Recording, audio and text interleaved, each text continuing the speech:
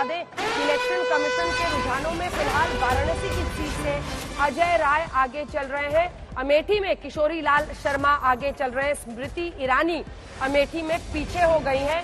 ये मुकाबला दिलचस्प होता चला जा रहा है और शुरुआती रुझान जल्दी से बताइए, जल्दी से। नगीना में असपा के चंद्रशेखर 17,000 वोट से आगे चल रहे हैं। नगीना में 17,000 वोट से आगे चल रहे हैं। जीत रहा है चंद्रशेखर फिलहाल आगे चल रहे हैं। बोलिए कौन जीतेगा नहीं जीतेगा अभी कैसे कह सकते हैं, लेकिन इंडिपेंडेंट कैंडिडेट होने के बावजूद प्रमुख पॉलिटिकल पार्टीज के साथ अगर वो 17,000 से आगे है नहीं, ठीक है, ये तो इसका दिलचस्प मतलब नंबर। पवन सिंह वो भी काराकाट में आगे चल रहे हैं, लेकिन देखा जाए। अमेठी में स्मृति ईरानी पीछे चल रही हैं। किशोरी लाल शर्मा फिलहाल आगे चल रहे हैं। देखिए बहुत पहले वो राजीव गांधी के साथ ही किशोरी लाल शर्मा अमेठी आए थे, तब से पूरी पार्टी के लिए, परिवार के लिए कह लीजिए, वही अमेठी की सीट देखते थे, संभालते थे। सब कहते हैं गली गली वो अमेठी का जानते हैं, और वो अगर आगे चल रहे हैं और स्मृति ईरानी पीछे चल रही है, जिनको सबसे बड़ा मॉन्स्टर स्लेयर पिछली बार कहा गया था, जायंट किलर कहा गया था कि वो सबसे बड़ी जीत हासिल करके लाई थी उत्तर प्रदेश में। फिलहाल स्मृति ईरानी अपनी सीट पर ही पीछे चलती हुई दिखाई दे रही है।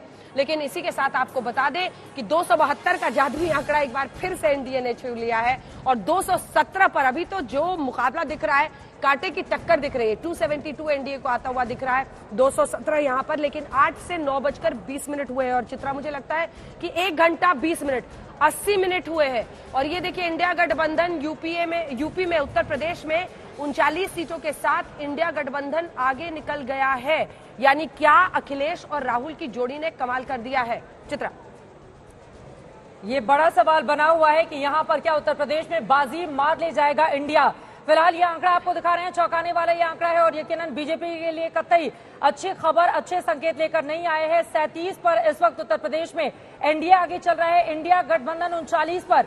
यानी कि बार बार जो कहा जा रहा था अखिलेश यादव ने टिकटों का जब बंटवारा किया है तो बड़े सोच समझकर और कांग्रेस पार्टी को जिस तरह से साथ लिया, पूरे समीकरण बिठाकर यहां पर उन्होंने चुनाव लड़ा। 80 सीटें हैं और यहां पर उत्तर प्रदेश के आंकड़े आपको दिखा रहे हैं। 37 सीटों पर यहां पर इस वक्त एनडीए आगे चल रहा है, जबकि 39 सीटों पर इंडिया गठबंधन को लीड मिली हुई है। यहां पर राहुल गांधी का चेहरा आपके सामने है, लेकिन आपको बताते चले 60 से ज्यादा सीटों पर समाजवादी पार्टी, अखिलेश यादव की पार्टी चुनावी मैदान में है। इस वजह से काफी दिलचस्प रहेगा ये जानना कि जिस उत्तर प्रदेश को बीते 2 चुनावों में लगातार एनडीए गठबंधन एक मुश्त तरीके से जीतता रहा है और एक बारगी समाजवादी पार्टी बीएसपी के बड़े गठबंधन के बावजूद वहां पर एनडीए शानदार प्रदर्शन कर लेता है। लेकिन इस बार ऐसी क्या परिस्थिति बनी कि समाजवादी पार्टी गठबंधन वहां पर कमाल करता हुआ दिखाई दे रहा है 39 सीटों के साथ। यहां पर आपको दिखा रहे हैं वो तस्वीरें।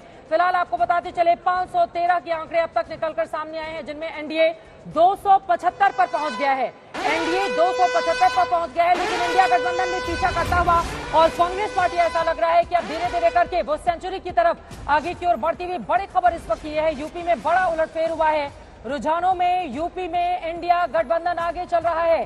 कांग्रेस पार्टी ओवरऑल 94 सीटों पर अपनी लीड बढ़ाए हुए है।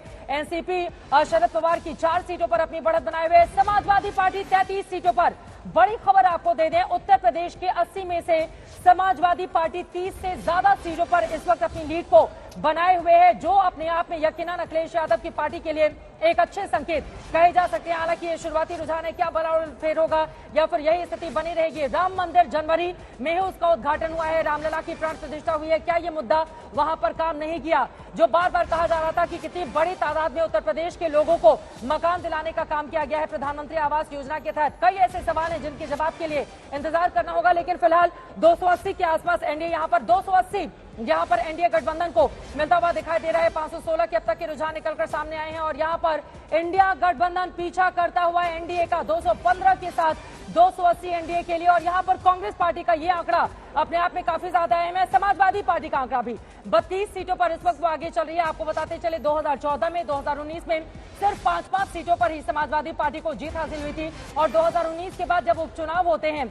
जब करहल पहुंच जाते हैं समाजवादी पार्टी के मुखिया और रामपुर की सीट, इन दोनों जगह पर उपचुनाव में समाजवादी पार्टी हार जाती है। लेकिन इस समय 30 से ज्यादा सीटों पर वो अपनी बड़ी लीड लेकर रखे हुए है, जबकि कांग्रेस पार्टी सेंचुरी की तरफ आगे बढ़ते हुए 2014 में कांग्रेस को महज 44 सीटें मिली थी। 2019 में महज 52 सीटों से ही कांग्रेस पार्टी को संतोष करना पड़ा था।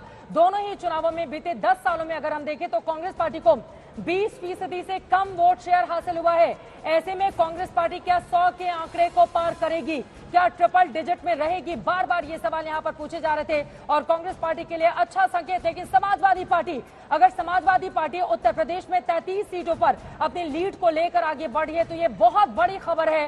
खासतौर से भारतीय जनता पार्टी के लिए चिंता का सबब यह हो सकता है। और अब तक 516 के आंकड़े निकलकर सामने आए हैं। 279 पर एनडीए यानी कि सरकार बनाने के लिए बहुमत का जो आंकड़ा चाहिए उससे तो आगे बढ़ चुका है, लेकिन ये जो 370 पार 400 पार कहा जा रहा था उस पर फिलहाल ब्रेक लगता हुआ अब तक के रुझानों में दिखाई दे रहा है। 278 पर एनडीए दिखाई दे रहा है, इंडिया गठबंधन 218 सीटों पर, बीजेपी 239 पर पहुंच गई है। 2014 में 282 उसको मिली थी, 303 मिली थी 2019 में, लेकिन बीजेपी मौजूदा वक्त में 240 पर इस वक्त अपनी लीड बनाए हुए है।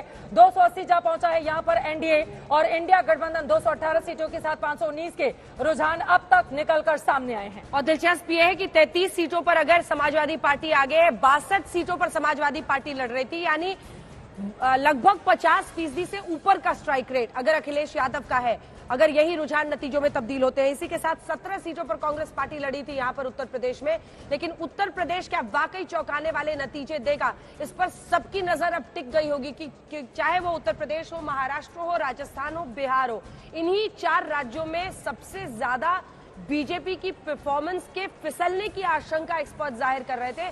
और ऐसे में वही नंबर्स हम आपके सामने रख रहे हैं, लेकिन फिलहाल शुरुआती रुझानों के मुताबिक एनडीए की बनती हुई दिख रही है सरकार। वहीं दूसरी तरफ 2020 सीटों के साथ इंडिया गठबंधन कड़ी चुनौती देता हुआ, लगभग आप कह सकते हैं कांटे की टक्कर में आगे बढ़ता हुआ तेजी से 97 के ऊपर पहुंच चुका है, कांग्रेस पार्टी पहुंच चुकी है। और 34 पर अब समाजवादी पार्टी क्या सबसे बड़े विनर? वहीं डीएमके आप देखिए, यानी तमिलनाडु में डीएमके अपनी परफॉर्मेंस को बरकरार रखती हुई दिखाई दे रही है।